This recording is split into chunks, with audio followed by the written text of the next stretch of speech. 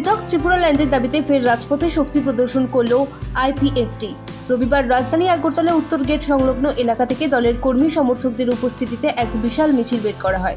মিছিলটি শহরের বিভিন্ন গুরুত্বপূর্ণ পথ পরিক্রমা করে মরা চৌমোহনী এলাকায় এসে শেষ হয় এবং সেখানে এক পথসভার আয়োজন করা হয়।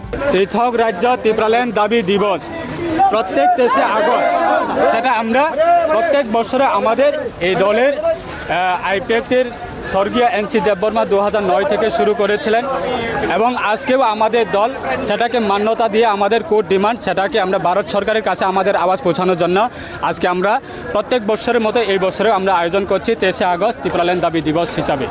পথসভা থেকে আইপিএফটি নেতৃত্ব আদিবাসী জনগোষ্ঠীর স্বার্থ ও অধিকার রক্ষায় ত্রিপুরা ল্যান্ডের দাবি দ্রুত পূরণ করার জোরালো দাবি জানান।